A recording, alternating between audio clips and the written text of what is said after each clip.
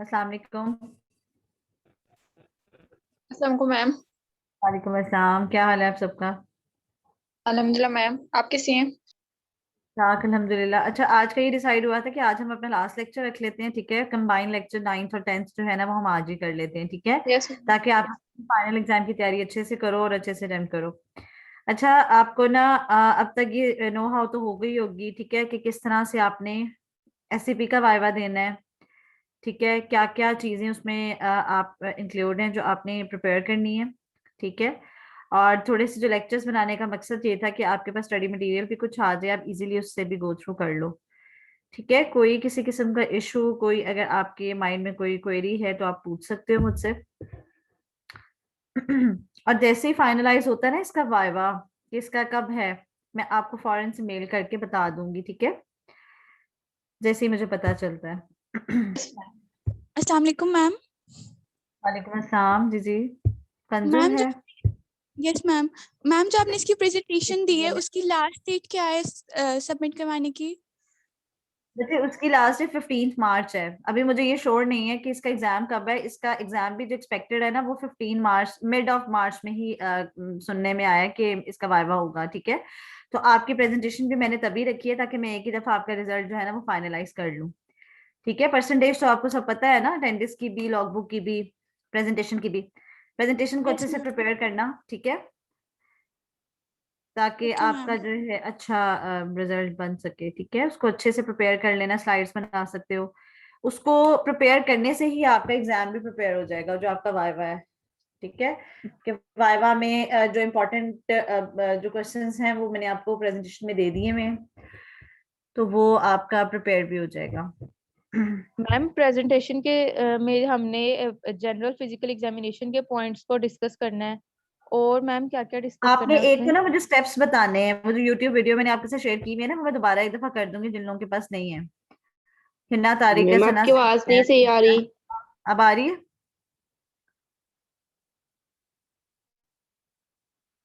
अब आ रही मैम है सही बच्चे? आ रही, पहले भी यस सही आ रही। मैम सही आ रही है। अच्छा, जिसको नहीं आ रही वो अपना नेटवर्क कनेक्शन एक दफा देख लो। अच्छा, आपका जो प्रेजेंटेशन का टॉपिक है ना बेसिकली बच्चों, वो जो स्टेप्स की वाली मैंने steps of general physical examination की मैंने एक वीडियो आपके साथ शेयर की थी, वो स्टेप्स सारे आपको आने चाहिए, ठीक है? जिस तरह से वो सीक्वेंस ऑफ इवेंट्स है ना उसमें, वो सब आपने उसी तरह से बताने हैं। Steps of general physical examination, diagrams डाल लो अपनी स्लाइड्स में, ठीक है? और उसमें जो सारे पॉइंट्स हैं उसको मेंशन करके आपने मुझे प्रेजेंट करना है, ठीक है? वीडियो आपकी ऑन होनी चाहिए प्रेजेंटेशन में। फार्मा वाले बच्चों को तो पता है ना, वीडियो भी ऑन होनी चाहिए। आपने स्लाइड्स शेयर यस कर मैम। लेनी है। उसके बाद अनीमिया की आपने स्लाइड्स बना लेनी है कुछ, ठीक है? और उसकी टाइप्स, कॉजेज, ये सब मुझे आपने बताना है। सबसे पहले डेफिनेशन बतानी है, ठीक है? उसके बाद नेल्स की जो फाइंडिंग्स होती है ना वो था प्रेजेंटेशन में, ठीक है? कि नेल्स की जितनी भी फाइंडिंग्स हैं उसकी कॉजेस क्या हैं, ठीक है? तो ये अगर आप डायग्राम्स डाल देते हो, डिस्क्राइब खुद कर लेते हो तो इट्स बेटर। नोट्स बना लो अपने पास।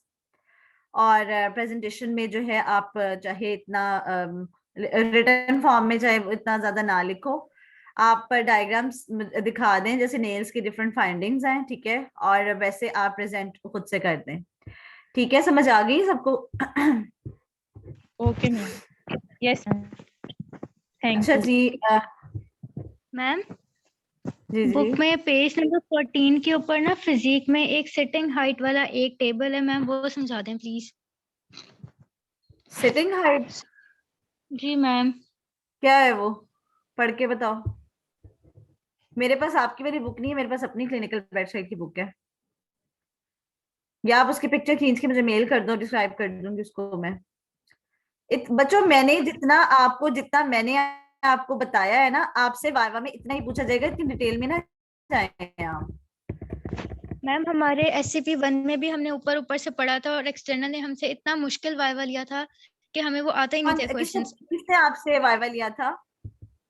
मैम सर बात है, उन्होंने हमसे वो क्वेश्चंस पूछे जो उन्होंने अपने स्टूडेंट्स को क्लास में पढ़ाए हुए थे। तो मैम हमें तो वो क्वेश्चंस आते ही नहीं थे और वो कहते हैं ये जनरल क्वेश्चंस हैं, अच्छा, जबकि किसने हमें लिया नहीं था? आते थे सॉरी, वो। मुझे आवाज नहीं आई। सर वैस बाजवा मैम। सर अवैस ने लिया था? मैम यस ऐसे ही हुआ था मिस, हम अच्छा, लोगों ने मेरी बात उन्होंने सुनो, लास्ट में बताया। मेरी बात सुने, आपके जो टॉपिक्स होते हैं ना, जो SCP2 के टॉपिक्स होते हैं, वो बेसिकली होते वही हैं जो लॉगबुक में आपको दिया हुआ है, ठीक है। और उस वक्त एग्जामिनर को भी आप जाके जब अपनी लॉगबुक सबमिट करवाते हैं तो वो लॉगबुक में से ही देखकर एक दो पॉइंट्स आपसे जो भी यानी कि जो भी वो उसने वाइवा लेना है ना, वो लॉगबुक में से ही पूछते हैं। अब आप ये देखो, लॉगबुक में जो स्किन की टर्मिनोलॉजीज थी वो सारी मैंने आपको बता दी है, ठीक है। इसी तरह से जो अनीमिया, ये वो मैंने आपको अनीमिया, एडीमा, जॉन्डिस के सारे डिटेल में बता दिए, आपको मैंने लेक्चर बना के भी प्रिपेयर कर दिया, ठीक है। इसके अलावा लॉगबुक में जो परफॉर्मर्स हैं जिस तरह से आपने फिलअप करने हैं, ठीक है, वो फिलअप करना अब आपके लिए कोई मुश्किल नहीं है, ठीक। स्टेप्स पूछता है हर कोई जनरल फिजिकल एग्जामिनेशन के, पेशेंट को अप्रोच करना, ये जो स्टेप्स हैं वो मैं आपको बार बार कहती हूँ कि जो वीडियो है उसको ध्यान से देखना है, और स्टेप्स जो है वो आपको आने चाहिए, फिंगर टिप्स पे होने चाहिए स्टेप्स आपके। और इसके अलावा जनरल फिजिकल एग्जामिनेशन में क्या पूछा जा सकता है, हिस्ट्री टेकिंग थी ना आपकी SCP1 में, तो मैक्सिमम क्या डिफिकल्ट क्वेश्चंस थे, मुझे बताओ। मैम एक उन्होंने क्वेश्चन पूछा कि एक पर्सन आया, उसको हैवी ब्लीडिंग हो चुकी है, निमेटिक हो चुका है, तो आप उसको सेंसेशन को चेक करने के लिए क्या करोगे? पल्स देखोगे?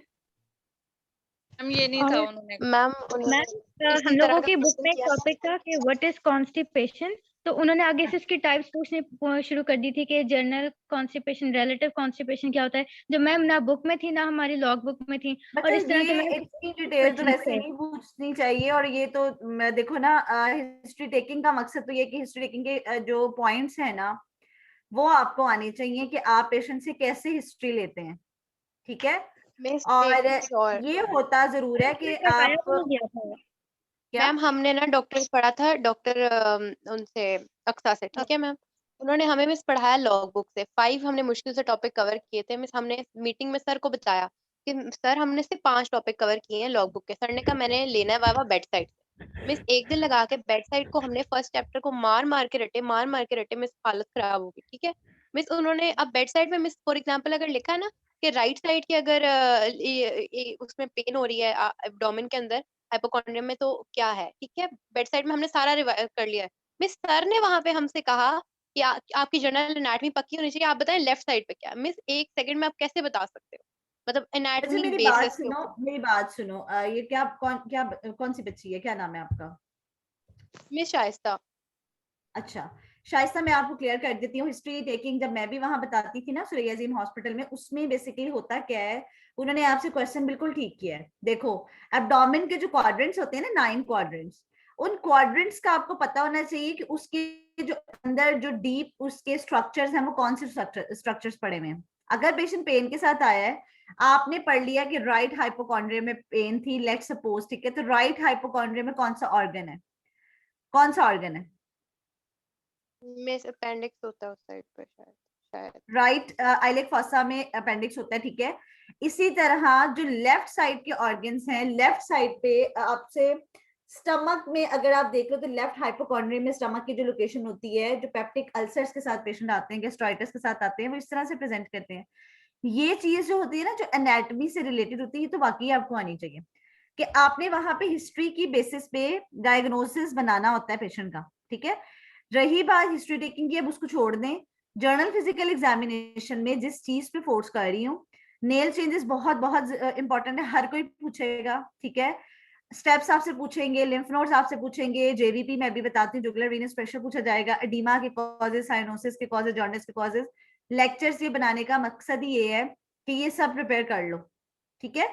इसके अलावा और क्या पूछा जा सकता है, बहुत भी डिफिकल्ट अगर होगा, कल एक बच्चा यहाँ पे मुझे कह रहा था कि मैम आप बहुत डिटेल में बता रही हैं।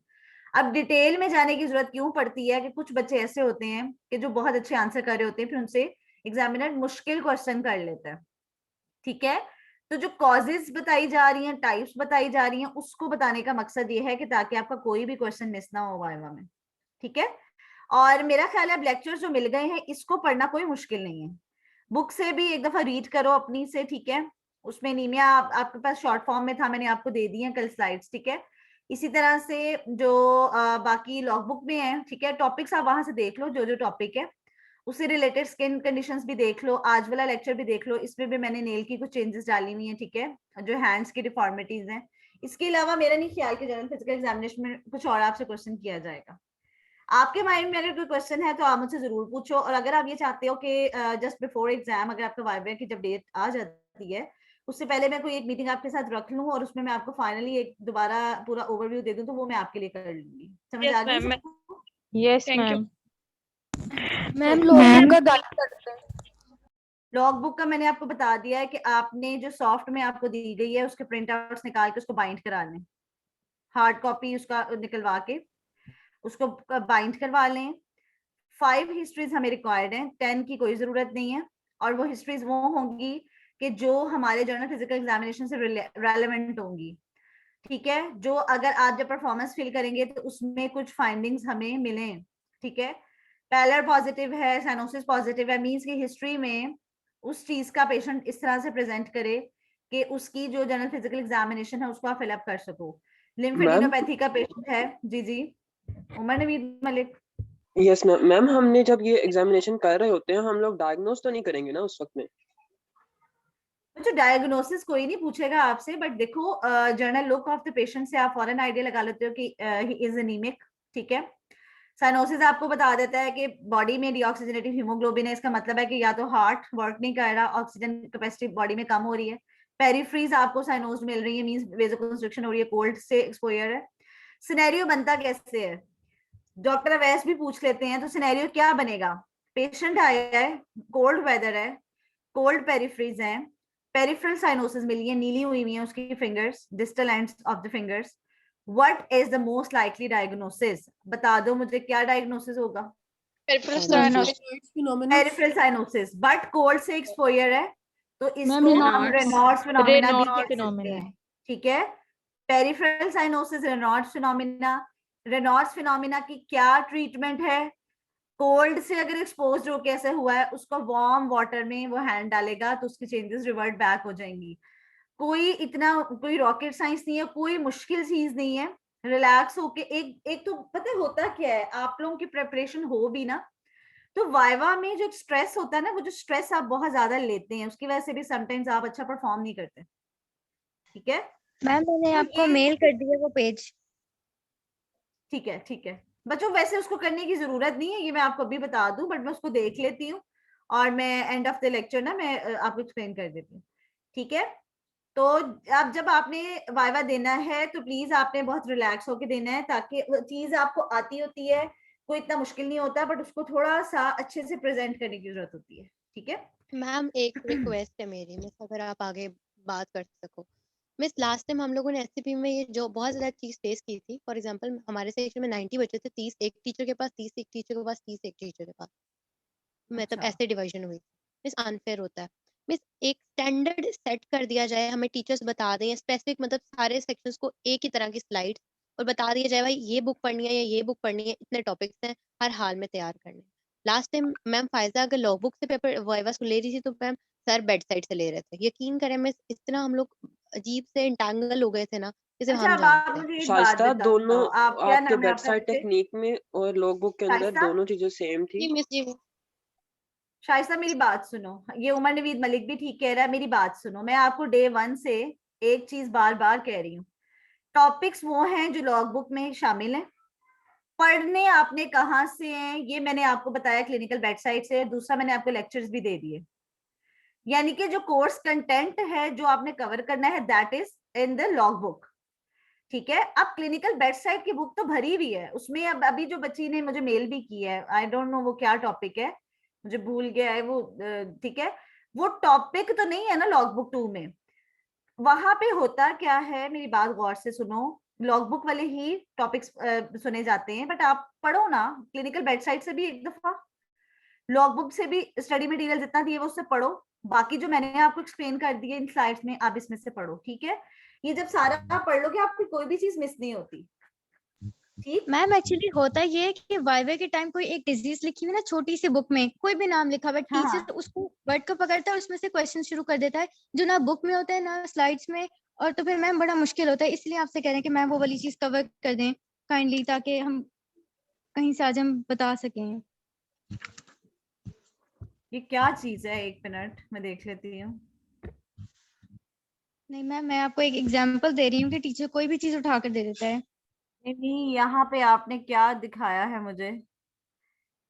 Normally sitting height of the person while sitting on his buttocks is half the total height or arm span measured from the tip of the middle finger of one hand to the tip of the middle finger of the other hand when arms are fully extended. जब patient बैठी हुई position में होगा तो उसकी खड़े हुई position से हाइट हाफ होगी और उसका जो आर्म्स का एक्सटेंडेड आर्म्स का स्पैन होगा that is measured from tip of the middle finger of one hand to the tip of the middle finger of the other hand when arms are fully extended. बच्चे ये तो Marfan syndrome में ऐसा होता है कि Marfan नीचे लिखा भी हुआ है बल्कि बच्चे इसलिए कौन पूछेगा? मेरी बात सुनो, इस तरह की बातें नहीं पूछी जाती और Marfan syndrome, hypogonadism and these all ये नहीं पूछा जाएगा, आप टेंशन ना लें इसकी।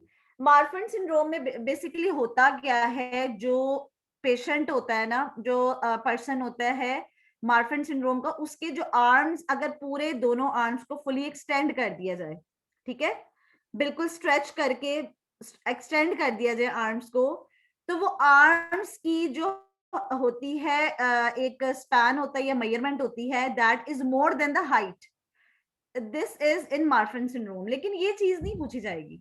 आप बता दें अगर ये मैं जो आपको बता रही हूँ कि फुली एक्सटेंडेड आर्म्स कैसे होते हैं, इस तरह से करके ठहर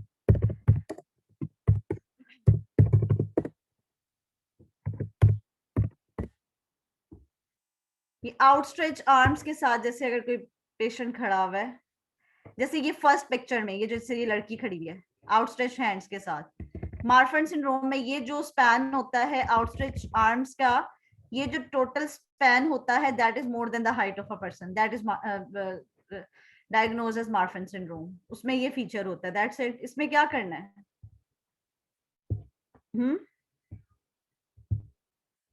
ये कौन पूछ रही थी? हानिया मसूद जी, जी अब बताएं। ये डिजीज कोई नहीं पूछेगा बच्चे आपसे। Okay ma'am. आपको जिसपे कहा जा रहा है ना, एम्फसाइज किया जा रहा है, प्लीज आप उसपे मैम अगर और हमारा करें एक्सटर्नल और वाइवा उसी पे अगर हमारा external viva sir Awais Bajwa के पास जाएगा ना, तो वो कहते हैं कि बुक के अंदर जो कुछ लिखा हुआ है ना, मैंने वो चीजें पूछनी है। आपको उसके बारे में थोड़ी बहुत नॉलेज होनी चाहिए। अगर कोई आप वर्ड यूज कर रहे हो तो आपको उसके बारे में पता होना चाहिए। तो अगर हमारा एक्सटर्नल वाइवा वो लेंगे तो वो यकीनन पूछेंगे। यही मार्फन सिंड्रोम। यस मैम, वो लिटरली एक एक चीज, कोई भी चीज लिखी होती है ना, वो कहते हैं कि मुझे आपने बताना है कि उसके अंदर क्या है, कुछ आपने डिस्कस किया हुआ है। एक कोई डिजीज है, आपने बताना है किस तरह से हुई थी, क्या वजह थी उसकी, मैम उधर आपके साथ वो मार्फन किस सिंड्रोम तरह का से नाम ही रिलेट ना कर लो। रही है। बच्चों मेरी बात सुनो, वाइवा का यही असूल होता है कि जिसमें वाइवा दे रहे हो ना, तो बहुत सोच समझ के जवाब देना होता है। उधर कोई ऐसी टर्मिनोलॉजी हम नहीं यूज लेते नहीं तो करनी। वो खुद कुछ भी पूछ लेते हैं कि ये बता दो। नहीं, आप बता सकते हैं उन्हें कि हमारा जो वाइवा है that is related to general physical examination, हमने उसमें स्टेप्स कवर किए हैं, ठीक है। सर को बताया था कि हमने ये पढ़ा है, यहाँ से वाइवा ने, तो सर ने कहा कि ये तो जनरल टर्म्स आपको आनी चाहिए। हमने कहा सर जब पढ़ाया ही नहीं है तो हम कैसे बता दें? कहते आपको क्यों नहीं आता है? मैंने कहा पढ़ाया नहीं, बुक में भी नहीं है, बट वो सुन ही क्या नहीं रहे थे पूछा था सर। उन्होंने? मैम बहुत मुश्किल चीजें पूछी थी। मैम मुझसे कहते हैं कि जॉन्डिस में ना इचिंग होती है, तो क्या रीजन है उस इचिंग की, आप रीजन बताओ। क्योंकि बॉडी के अंदर जो है ये जो बिलिरुबिन का लेवल ज्यादा हो जाता है और लिवर जो प्यूरिफाई करता है ब्लड को वो नहीं करता, और जो वेस्ट प्रोडक्ट्स और टॉक्सिक मटेरियल्स हैं वो ब्लड में एक्यूमुलेट होने लग जाते हैं, that will lead to itching. Cholestasis. Miss हाँ, हमें कैसे पता? वहां पे सिर्फ एक वर्ड लिखा है। मैम मुझसे ये पूछा था कि पेशेंट में ना हीट इंटॉलरेंस क्यों होती है? आपने क्या बताया? मैम पता ही नहीं था, मैंने बताया कि वैसे एंडोक्राइन हिस्ट्री टेकिंग के सिस्टम। ये क्वेश्चंस तो वैसे बहुत डिफिकल्ट है, ये तो नहीं होने चाहिए, लेकिन जर्नल फिजिकल एग्जामिनेशन में मेरी बात सुनो, मेरी बात गौर से मैम सुनो। मैंने तो बस बेड साइड पे यही पढ़ा था कि जो एंडोक्राइन में मतलब होता है ना, उसमें पेशेंट में इंटॉलरेंस आ जाती है, तो मैंने तो यही पढ़ा था, मैंने सर को यही बताया, तो कहते हैं वाई क्यों होती है, आप ये बताओ। नहीं नहीं, वैसे ये तो नहीं लेते वो वाइवा, और नहीं होता कोई मुश्किल, आप टेंशन ना लें सब बच्चे, ठीक है, रिलैक्स रहें। मैम उन्होंने मुझे भी पूछा था कि अगर आपके एब्डोमेन डिस्टेंस हुआ है, जी जी, एब्डोमेन डिस्टेंस हुआ है और कॉन्स्टिपेशन हुई हुई है, क्या पॉसिबल कॉज हो सकती है पेशेंट को, क्या हो सकता है उससे? आप बताओ। तो मिस मुझे साइरोसिस। लिवर सरोसिस में दोनों में लिखा हुआ था, लिवर सरोसिस भी और इंटेस्टाइनल ऑब्स्ट्रक्शन भी। तो इंटेस्टाइनल सर ने ऑब्स्ट्रक्शन कहा मोस्ट लाइकली इंटेस्टाइनल ऑब्स्ट्रक्शन ही होती है, जिसमें एब्सोल्यूट Exactly, मैम but चले ये चीजें तो लिखी हुई थी ना बुक में, अब जो डिटेल बुक में लिखी नहीं हुई वो कहाँ से बता दे। नहीं, ये बात वैसे आप ठीक कह रहे हो, नहीं होता इंशाल्लाह इस दफा ऐसा, ठीक है, आप लोग टेंशन ना लें, लेकिन जो चीजें पढ़ाई गई हैं प्लीज इनको अच्छे से कर लो। मार्क्स कब तक क्योंकि लगेंगे, कुछ पता है आपको? SCP-1 के हम लोग वेट में ही हैं मिस इसके। क्या कह रहे हो? मिस SCP के ग्रेड्स मार्क्स नहीं लगा रहे, कुछ भी नहीं पता वाइवा की मुझे लॉग नहीं बुक पता आपका नहीं, SCP-1 का मुझे बिल्कुल आइडिया नहीं है कि वो कब मार्क्स आएंगे, लेकिन आप पता करें, मेल कर लें अपने कंसर्न जो रिसोर्स पर्सन है उनको। मैम वो हमारे बैच की वजह से, क्योंकि हमारी मैम जो है वो लीव कर गई थी। कौन सी थी? नहीं, हमारी मैम कह रही थी कि मैंने मार्क्स अपलोड कर दिए हैं, लेकिन जो कोऑर्डिनेटर है ना जिन्होंने अपलोड करने हैं ग्रेड्स, उन्होंने अभी तक नहीं किए। अच्छा, ये हो जाएंगे। मैम अपना मरियम अली थी मैम। कर लें लेक्चर के, आज हम बातें ही करके लास्ट लेक्चर खत्म कर लेंगे। यस मैम, करें शुरू। चलें जी, क्लबिंग क्या होती है पढ़ें, कौन पढ़ेगा? ठहरो मैं बताती हूँ। मिधा जलील है यहाँ? अस्सलाम वालेकुम जी मैम। पढ़ें, what is clubbing?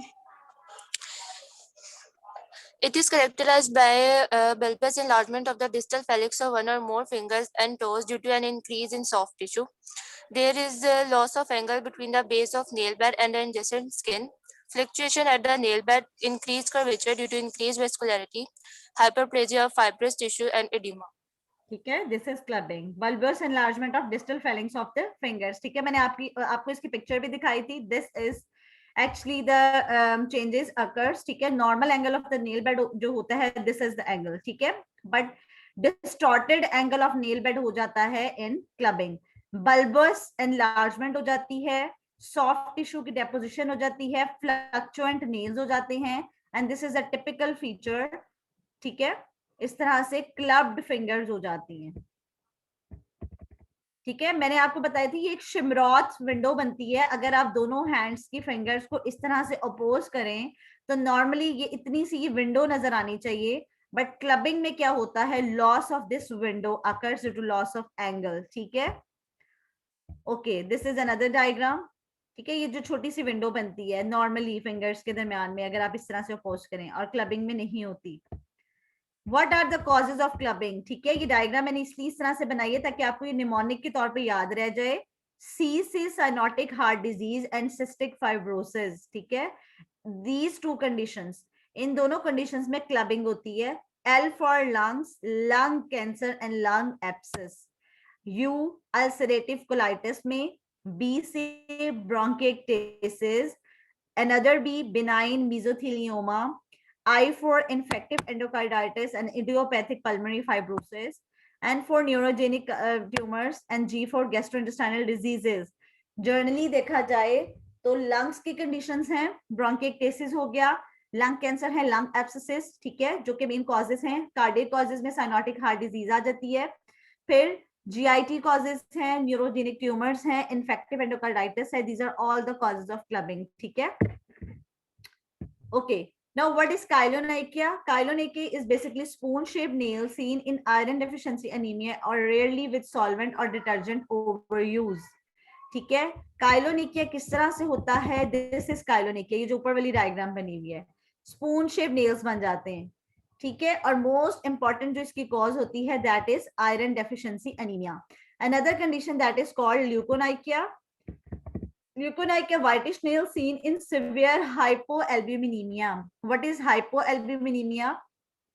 Albumin decrease हो जाता है, एल्ब्यूमिन प्रोटीन का लेवल कम हो Increased albumin level in the body due to some liver diseases. liver बनाता है प्रोटीन्स, ठीक है, तो लिवर में जब एल्ब्यूमिन प्रोटीन नहीं बनेगी हाइपोएल्ब्यूमिनीमिया हो जाएगा और व्हाइटिश नेल्स इस तरह से ल्यूकोनाइकिया हो जाएगा।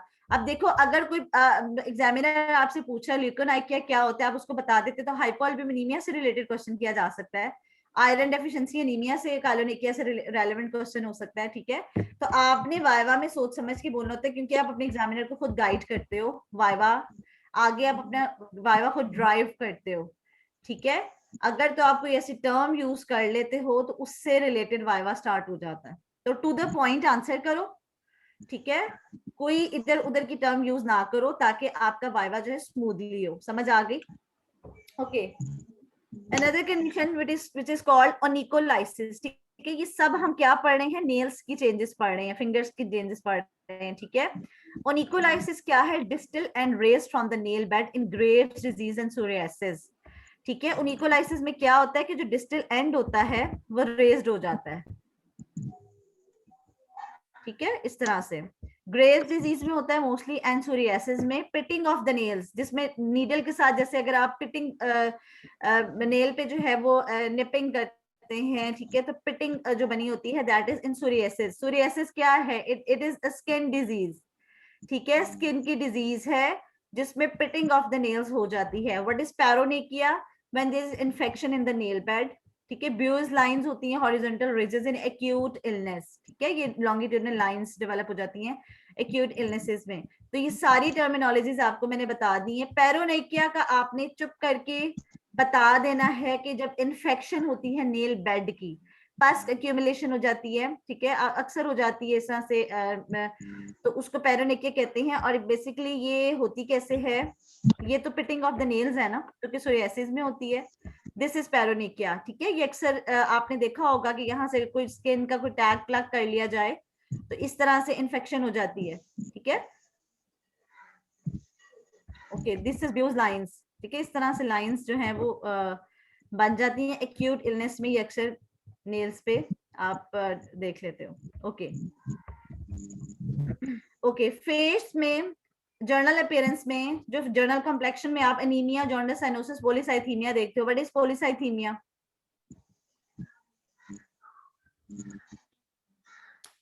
पॉलीसाइथीमिया क्या होता है, when there is excessive blood cells का नंबर इंक्रीज हो जाता है। कौन से ब्लड सेल्स का?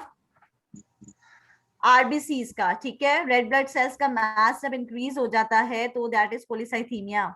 पॉलीसाइथीमिया आपने देखा होगा, जो माउंटेन्स पे लोग रहते हैं, पहाड़ों पे रहते हैं, वो बहुत लाल होते हैं, ठीक है, उनके बच्चे, उनको वो खुद चीक्स उनके बहुत रेड होते हैं, बिकॉज जो हाई एल्टीट्यूड्स पे ऑक्सीजन की कमी होती है, ऑक्सीजन की कमी को ऑक्सीजन बॉडी उसको इस तरह से लेती है कि जैसे ऑक्सीजन की कमी होने की वजह से आरबीसीज का काउंट जो है वो ज्यादा हो जाता है, बोन मैरो ज्यादा बनाता है in order to cover up that deficiency. तो जो आरबीसीज का लेवल ज्यादा अफ्रीकन्स में बहुत ज्यादा होता है, ठीक है, पॉलीसाइथीमिया। तो उनमें भी जो पॉलीसाइथीमिया का ट्रीटमेंट होता है वो क्या होता है कि विनिसेक्शन किया जाता है, ठीक है। विनिसेक्शन क्या होता है कि उनकी जो मीडियल मेलियोलस पे, ये जो एंकल जॉइंट्स पे जो प्रोमिनेंट वेसल्स होती हैं, उनको कट लगा के ब्लड को ड्रेन किया जाता है in order to remove red blood cells from the circulation, ठीक है। तो पॉलीसाइथीमिया क्या है, when there is increase level of RBCs in the body. Depressed और ग्लूमी फेस होता है, ठीक है। तो जनरल कॉम्प्लेक्शन में आप काफी कुछ देख लेते हो, ठीक हो गया जी। अच्छा, एंडोक्राइनोलॉजिकल अगर देखा जाए ना, तो कुशिन सिंड्रोम वाले पेशेंट्स किस तरह से प्रेजेंट करते हैं, कुशिनॉइड फेस होता है, मून लाइक फेस होता है, इस तरह से ना, जो कुशिन सिंड्रोम वाले पेशेंट्स होते हैं। What is Cushing syndrome? Increase adrenal corticosteroids, ठीक है, कॉर्टिकोस्टेरॉइड्स का लेवल जब बॉडी में ज्यादा हो जाता है, पेशेंट बहुत ज्यादा अरसे तक अगर स्टेरॉइड्स यूज कर रहे हैं, ठीक है, तो उनमें कुशिनॉइड सिम्टम्स आ जाते हैं। तो ये होता है कुशिनॉइड स्वेलिंग वाला फेस, ठीक है। This is basically nephrotic syndrome. मैंने आपको बताया था कि पेरिऑर्बिटल एडिमा डेवलप हो जाते हैं when there are some pathology occurs in the kidney, ठीक है। तो किडनी की चेंजेस और मोर स्पेसिफिकली नेफ्रोटिक सिंड्रोम में इस तरह से पफिनेस हो जाती है फेस पे, लिप्स स्वॉलन हो जाते हैं, इस तरह पेरिऑर्बिटल एडिमा हो जाता है। Another type of condition is myxoedema, when there is hypothyroidism in the body, ठीक है। तो इस तरह से डल और पफी फेस होता है। जो हाइपोथायरॉयडिज्म के पेशेंट्स होते हैं वो बेसिकली बहुत लेजी पेशेंट्स होते हैं, ठीक है, बहुत लेजी डल से पेशेंट्स होते हैं और एक्टिव नहीं होते, ठीक है। तो उनमें भी इस तरह का फेस होता है, hair dry, coarse, sparse, lateral eyebrows thin हो जाती हैं, पेरिऑर्बिटल एडिमा हो जाता है, पफीनेस हो जाती है फेस में, ठीक है। मैम बेड साइड पे ना साइन एंड सिम्टम एंडोक्राइन में ना ये लिखा हुआ था कि हीट इंटॉलरेंस और कोल्ड इंटॉलरेंस, तो इसका क्या मतलब बनेगा? हीट इंटॉलरेंस का क्या मतलब होता है? इसको आप टॉलरेट नहीं कर पा रहे हैं, हाँ, इसके जो कॉजेज होते हैं वो आप देख लो। फिर कोल्ड इंटॉलरेंस क्या है, जो पेशेंट जो है वो कोल्ड को टॉलरेट नहीं कर पाता, ठीक है, वो कौन सी कंडीशंस हैं, ये कंडीशंस आप मैं भी आपको दिखा देती हूँ, बता देती हूँ। ओके, ठीक है। ये पेरोटिड ग्लैंड की जब इनलार्जमेंट हो जाती है, ठीक है, तो यहाँ पे स्वेलिंग हो जाती है। पेरोटिड ग्लैंड की जो लोकेशन होती है वो कहाँ होती है? In front of the year, ठीक है। इसी तरह से एक्रोमेगैली के जो पेशेंट्स होते हैं वो किस तरह से होते हैं कि उनकी जो ये स्कल बोन है ये बहुत प्रोट्रूबेंट हो जाती है, आगे को आ जाती है। इसी तरह मैंडिबल जो है उसकी बहुत ज्यादा प्रोमिनेंट जॉ हो जाता है, इनलार्ज सॉफ्ट टिश्यू हो जाती है, इस तरह से स्वेलिंग्स हो जाती हैं। पार्किंसनिज्म के पेशेंट्स इस तरह होते हैं, डिक्रीज मोटिलिटी होती है उनकी, ठीक है। तो these are all the conditions.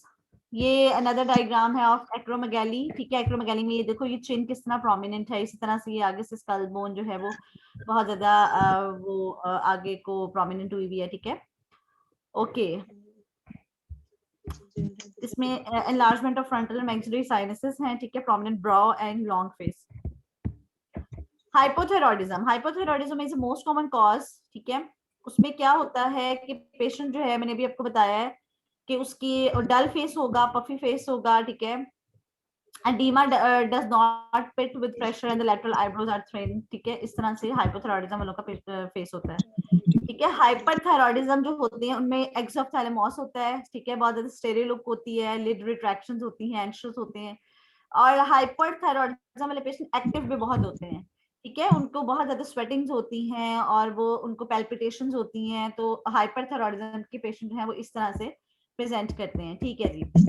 Hands में जो रूमेटोलॉजिकल चेंजेस थी एग्जामिनेशन में, हमने उसमें क्या कहा था कि हबर्डन नोड्स, ठीक है। हबर्डन और बुचर नोड, ठीक है। This is a location of Heberden node, distal interphalangeal joints, ठीक है। और बुचर नोड्स की लोकेशन ये होती है, दोनों ही ऑस्टियोआर्थराइटिस में होते हैं। Osteoarthritis is a condition, is a inflammatory conditions of the joints, ठीक है, which is usually present in the old age। और उसमें होता क्या है कि इस तरह से swellings develop हो जाती हैं हैंड्स के जॉइंट्स में। swollen hard and painful finger joints होते हैं। Huberdens and Bucher nodes is a classical sign of distal interphalangeal joint and proximal interphalangeal joint in osteoarthritis, ठीक है। तो ये डायग्राम डालने का मकसद ये था कि आपको बाज़ दफा डायग्राम याद रह जाती है, ठीक है। कोई इसमें डाउट? अगर कोई पूछ ले वाइवा में तो बता दोगे हबर्डन nodes? Yes, ma'am. Yes, ma'am. ठीक है। ऑस्लर नोड्स होते हैं ना, ये फिंगर्स के ऊपर इस तरह से होते हैं, ये जो फिंगर्स पे ये नोड्स बने हुए हैं, ठीक है। इसकी कार्डियोवास्कुलर कॉजेज होती हैं, ठीक है। सब एक्यूट बैक्टीरिया एंडोकार्डाइटिस में और वेस्कुलाइटिस में होते हैं, ये इस तरह से नोड्स बन जाते हैं। दीज आर ऑस्लर नोड्स, ठीक। गैस्ट्रोइंटेस्टाइनल एग्जामिनेशन में देखा जाए तो डुपिट्रॉइंस, कॉन्ट्रैक्टर्स और पाल्मर एरिथीमा, ठीक है, ये देख लीजिएगा। रेडनेस ऑफ द हैंड्स हो जाती है, ठीक है। और ये जो कॉन्ट्रैक्चर्स बन जाते हैं। Jugular venous examination is very very important examination. Jugular vein examination में आपने क्या करना होता है, जुगलर वेन के पल्सेशंस देखनी होती हैं। ये आप पेल्पेट नहीं करते, it is not non palpable, ठीक है। And readily occludable. लोकेशन इसकी कहाँ है? Between heads of sternocleidomastoid, lateral to carotid arteries, ठीक है। इंस्पायरेशन पे ड्रॉप कर जाती है जुगलर वेन्स की जो पल्सेशंस होती हैं, ठीक है। तो these are all the features of jugular venous. अच्छा, जुगलर वेनस प्रेशर को देखते कैसे हैं आप? इस तरह से एक स्केल जो है वो इस तरह वर्टिकल रखते हो और एक इस तरह रखते हो हॉरिजॉन्टल, ठीक है। स्टर्नल एंगल पे आपने वर्टिकल वाला रखना होता है और इस तरह हॉरिजॉन्टल रख के आप ये जो मेजरमेंट आएगी ना ये वाली, ठीक है, ये मेजरमेंट आप यहाँ पे स्केल पे डिटेक्ट कर लेते हैं, ठीक है। पेशेंट को आप 45 डिग्री के एंगल पे लेटाते हो, उसको आप राइट साइड से अप्रोच करते हो। पेशेंट का फेस जो है आपने दूसरी तरफ टर्न करवा लेना है और आपने इंस्पेक्शन पे जुगलर वेन को अप्रिशिएट करना है। इंस्पेक्शन पे ही ये नजर आती है। आर्टरी को आप हमेशा पेल्पेट करते हो, वेन को पेल्पेट नहीं करते। वेन की पल्सेशन पेल्पेट करने से नहीं पता चलती। अगर आप उसको पेल्पेट करोगे या उसको प्रेस करोगे तो वेन जो होती है थिन वॉल्ड होती है, ठीक है, उसकी पल्सेशन खत्म हो जाएंगी, वो आपको पेल्पेशन पे पता नहीं लगेगी, वो आपको इंस्पेक्शन पे आप देखते हो, ठीक है।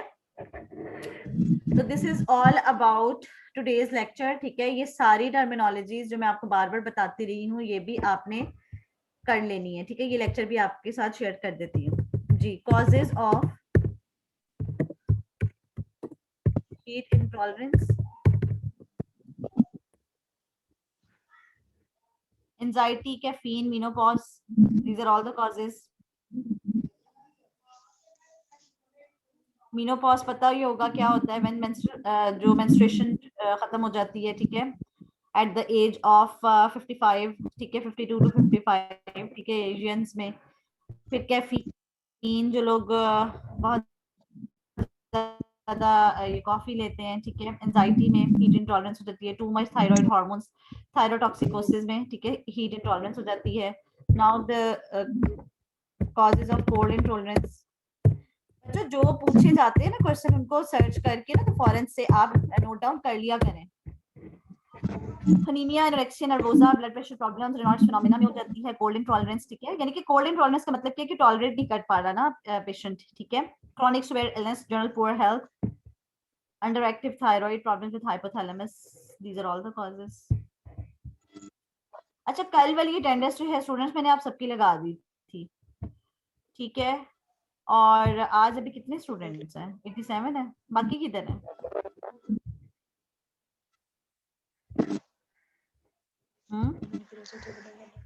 एक्सक्यूज मी मैम, मेरी ना परसों की अटेंडेंस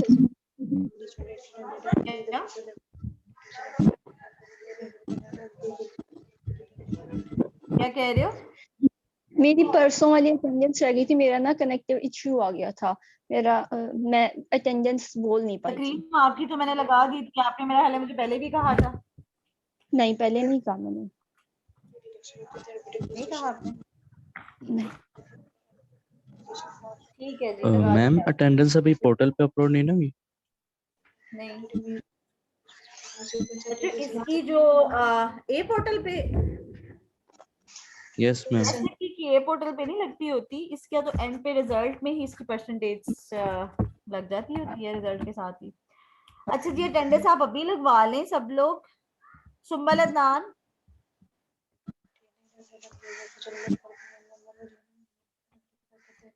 फरहीन जफर, मिनाहिल फातिमा,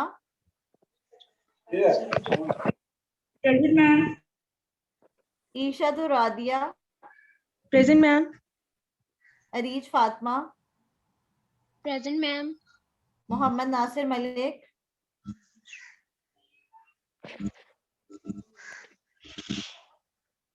मोहम्मद नासिर मलिक, अटेंडेंस हो रही है ना, बोले अटेंडेंस हो रही है ना। Fatima Khan,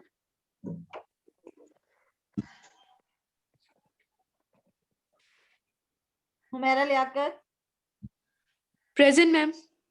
Maham Khalid, Laiba Naeem, Rimsha Rasheed, Razia Batool, present ma'am.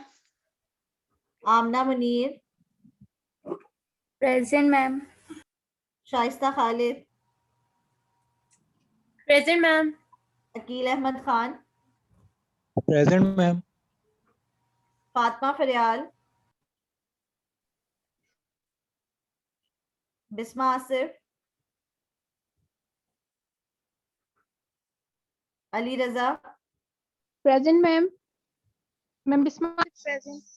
Ali Raza, Tazeem Fatima, present ma'am. Mohammad Arsalan, ma'am उसका माइक अनम्यूट नहीं हो रहा, वो आईपीसी में है। Taqeer Ahmed, present ma'am. Saba Hasnain, present ma'am. Present. Bilal Khalid, present ma'am.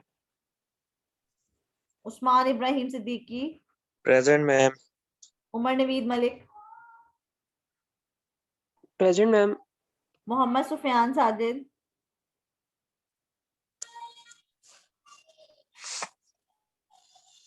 Midha Jaleel, present ma'am. Aira Iman, present ma'am.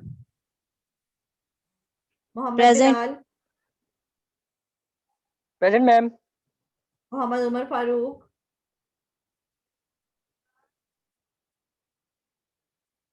जमरा Mushtaq, present ma'am. Nazneen Fatima, Mubashra Akbar, present ma'am.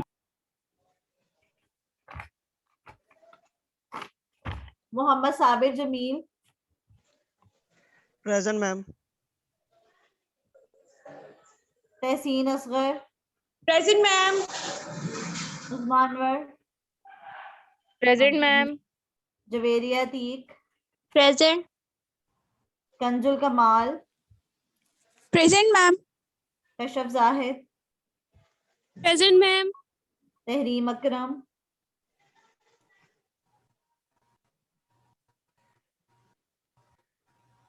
मलका Aliya, present. Gule Lala, present. Vimsha Roy, Present. Mohammad Umar, present ma'am. Sidra Shahzan, present ma'am. Sadia Shahid, ma'am उसका भी डिस्कनेक्ट हुआ है। Okay, Zainab Noman, present ma'am. Bisma Amir, present ma'am. Maryam Iqbal, Eman Rizvi, present ma'am. Present Rizwan ma'am. Ali, ठीक है बच्चे, Rizwan Ali, Takreem Hameed, present ma'am. Mohammad Arsalan Yasin, Mohammad Moinuddin, yes ma'am present. Huma Kanwal, Tirza Anwar, present ma'am. Tehreem, present ma'am. Ayesha Sattar, present ma'am. Syed Mohammad Arshad Raza, present ma'am. Nadia Anwar, present ma'am. Zara Ishfaq, ma'am Zara Ishfaq online है, वो IPC में बैठी है। ओके, यस मिस, उसका माइक सैरिश अनम्यूट नहीं हो रहा था। सरिशना का भी miss. Saba Arshad, ma'am. Ma'am जी, मैंने ना अभी अटेंडेंस बोल दी थी, लेकिन मेरी दोस्त ने बताया कि मेरी आवाज ही नहीं आई, तो मेरी प्लीज अटेंडेंस लगा दें। क्या नाम है? Mariam Iqbal. Mariam Iqbal, ma'am ma'am Mohammad ma'am Arsalan की अटेंडेंस लगा दे, मेरा माइक नहीं ऑन हो रहा था। मोहम्मद अरसलान। ओके, मैम हुमा कमल की अटेंडेंस लगा दे, नेट डिस्कनेक्ट हो गया था। मैम मोहम्मद बिलाल। 2 मिनट सब्र कर लो। मोहम्मद बिलाल, जी मैम लग गई मेरी अटेंडेंस। 1 मिनट। मिस जरा आप एक चीज क्रॉस चेक करके दिखा सकते हैं कि 10 एस पूरी है मिस मेरी शाइस्ता खालिद, क्योंकि माइक का कोई पता नहीं होता, चल रहा है नहीं। मोहम्मद बिलाल, ठीक है जी। और किसने कहा है? हुमा कमल मिस शाइस्ता खालिद, आप बता सकते हैं? शाइस्ता लगी भी आपकी। अच्छा जी, मैम पास पड़ी थी। मेरा डिस्कनेक्ट हो गया था मैम। मैम जिनकी अटेंडेंस रहती है उनसे कहा करें एंड में खोला करें, बाकियों की भी रह जाती है इनकी वजह से। मेरी बात सुनो, अभी कोई ना बोले, ठीक है? मैं जिनकी रह गई है मैं उनके नाम दोबारा बोल दूंगी, ठीक है? अभी सबकी लगने दें। Hania Masood, present ma'am. Okay.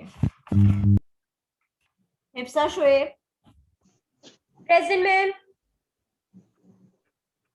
Present ma'am. Zarwaji, present ma'am.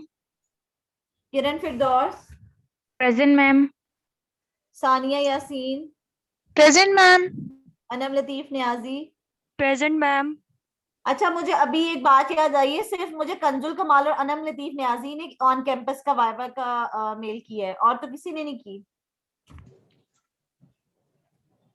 Ma'am on campus के लिए भी मेल करनी थी, आपने तो कहा था ना सिर्फ ऑनलाइन वाले मेल करें। बच्चे मेरी बात सुनो, ऑनलाइन तो अंडरस्टूड है कि बहुत सारे लोगों ने देना है, जिन्होंने ऑन कैंपस देना है मुझे उनका मेक श्योर करना था कि वो कितने लोग हैं। अभी तक सिर्फ मुझे 2 लोगों का पता चला, कंजुल कमाल का, अनम लतीफ न्याजी का। मैम जो Okay. ऑन कैंपस देंगे आप उनको सबसे लास्ट में रखना फिर। क्यों? मैम जरा तैयारी अच्छी हो जाती है। ठीक है। Amna Idrees, present ma'am. इफ्रा मलिक,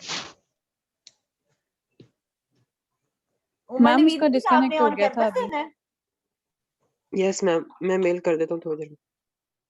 ठीक है, सोच लो दोबारा एक दफा। इफ्रा मलिक, मैम इफ्रा का डिस्कनेक्ट हो गया था।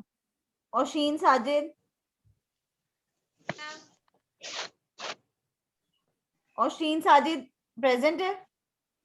यस मैम प्रेजेंट हूँ। Hira Khan, present ma'am. Hira Fauzia Khan Mehdi, present. Dartashia Liaquat, present ma'am. Mohammad Fahad Rafiq Bhatti, Present, ma'am. Urooj Fatima, present ma'am. Rifqa Jamshed, present ma'am. Nida Waseem, present ma'am. Filza Maqsood, present ma'am. Fatima Javed, present ma'am. Maheen Aslam, present ma'am. Rehna Fatima, present ma'am. Javeria Naeem, present ma'am. Maheen, present ma'am. Syeda फरवा Zaidi, present ma'am. Razia Ahmed, present ma'am. Nuzhat Zahra, present ma'am. Ayesha Suleman, Maryam Irfan, present ma'am. Yaman Irshad, present. Junaz Shahzad, present ma'am. Mohammad Asif, Present, ma'am. शेर Adnan, ma'am शेर अदनान का disconnect हो गया, उससे net का issue था। Okay, Ali Haider, present ma'am. Noorul Ain Khurram,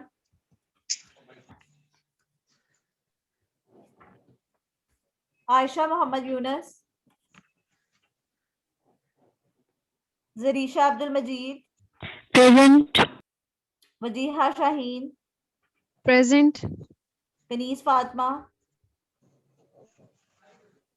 ma'am जी जी, मैम आप मेरी लगा देंगी, मैंने नमाज पढ़नी है, वेट कर रही हूँ। क्या नाम है? Rimsha Rashid.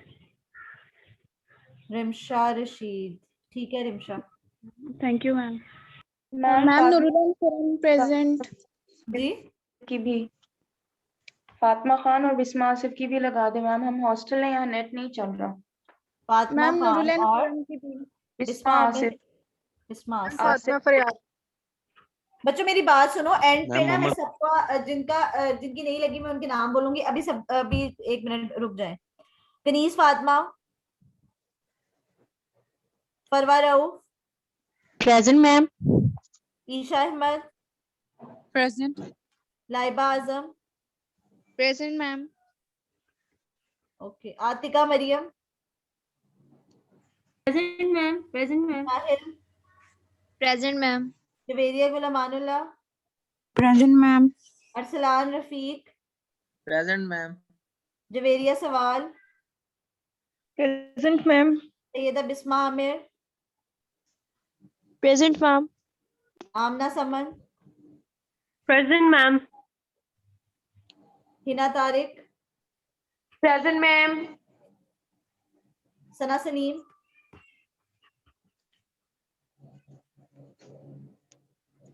Husnain Asif, present ma'am. Sana Saleem present है। और हुसनैन आसिफ। ओके जी, अब सुने जिसकी नहीं लगी। Sumbal Adnan, Fatima Khan, present ma'am. Mohammad Nasir Malik, present ma'am. Okay, Maham Khalid,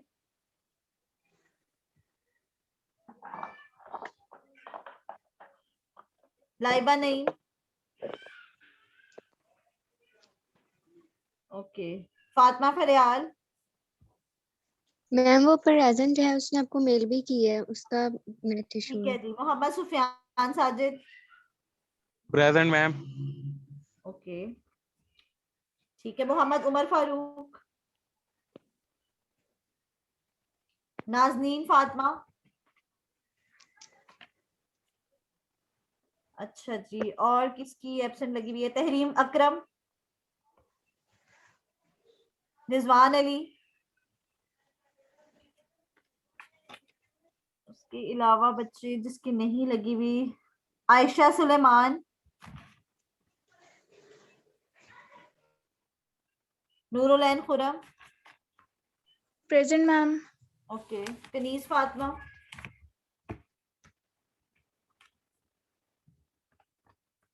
कनीज Fatima भी नहीं है, ठीक है जी।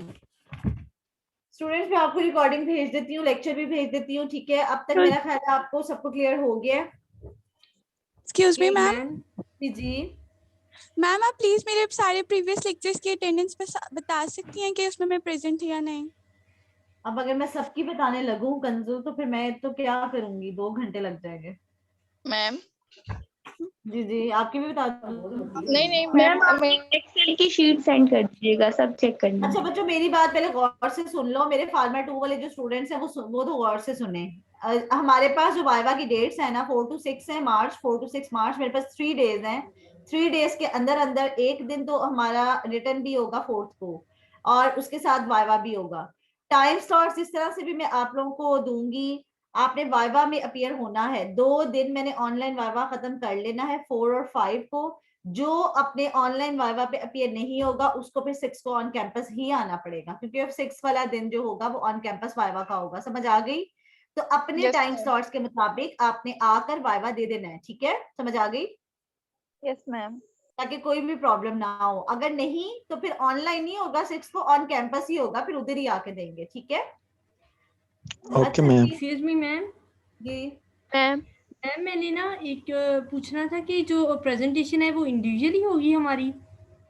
जी बच्चे, हर एक और बच्चे ने मैम अपनी मुझे भेजनी है, वीडियो ऑन होनी चाहिए, शेयर करें स्क्रीन, जूम पे अपना मीटिंग स्केड्यूल करें, उस पे आप प्रेजेंट करें, लिंक मुझे सेंड कर दें, ठीक ओके है? मैम एक और क्वेश्चन था कि जो हिस्ट्रीज हैं वो 5 हैं, तो अकॉर्डिंग टू जैसे साइनोसिस, एडिमा, जॉइंडस और वो पैरल 5 टॉपिक बनते हैं, 4 टॉपिक बनते हैं ना, तो हम मतलब 5 टॉपिक कैसे पूरे करेंगे? एक टॉपिक पे हम 2 हिस्ट्रीज लिखेंगे फिर? लिम्फेडिनोपैथी, लिम्फ नोड्स की एनलार्जमेंट में ट्यूबरकुलोसिस की लिख लो। टीबी का पेशेंट आया है, उसे फीवर है, sputum with cough with sputum है, वेट लॉस है उसको, और वो पेशेंट जो है वो बहुत टॉक्सिक लुक वाला पेशेंट है, उसमें लिम्फेडिनोपैथी लिख लें। लिम्फ नोड्स की एनलार्जमेंट है, सर्वाइकल लिम्फ नोड्स की, आपकी फाइंडिंग हो गई। अब ये है मैम आ चुका है सारा इसका। मैम डायग्नोसिस तो चेंज होगा ना? बच्चे डायग्नोसिस ऑब्वियसली चेंज होगा। पेशेंट आपके पास ट्यूबरकुलोसिस के साथ आया, जब आपने उसे एग्जामिनेशन किया जनरल फिजिकल एग्जामिनेशन में, उसको आपको उसके लिम्फ नोड्स एनलार्ज मिल गए, डायग्नोसिस उसको ट्यूबरकुलोसिस है। मींस के मैम ये वाली नीलिया फाइंडिंग्स का होनी पेशेंट चाहिए आया जनरल था। फिजिकल एग्जामिनेशन में। जी जी इस तरह की हिस्ट्रीज होंगी, आपको फाइंडिंग्स वाला पेशेंट ठीक है मैम, ठीक है। और मैम आपके फाइंडिंग में पॉजिटिव। हाँ जी मैम मैंने रिकॉर्डिंग्स का भी कहना था। आपने 8 की भेजी है, 4, 5, 6 आई थिंक सो 7 की नहीं है हमारे पास रिकॉर्डिंग। सबकी भेजी है, चेक करें आप। यस मैम वो नहीं है। मैम 5 से नहीं, आगे। 4 के लास्ट वाली नहीं है, 4 से नेक्स्ट वाली। मैम नहीं है, मैं किसी ना बच्चे कल के इस पास तरह नहीं है। रिकॉर्डिंग में मेरी बात गौर से सारे सुन लें, जितनी वीडियोस मैंने अभी तक सेंड की हैं और जितनी रिकॉर्डिंग्स है मेरे पास, अलोंग विद ये जो लास्ट वाले लेक्चर हैं, ये सारी मैं एक दफा दोबारा सेंड कर देती हूँ। जो बच्चा पहले नहीं भी ऐड था मेरे कॉन्टैक्ट्स में वो उसको भी मिल जाएंगी, ठीक है जी? Yes ma'am. Thank you ma'am. जी टेक केयर, अल्लाह हाफिज।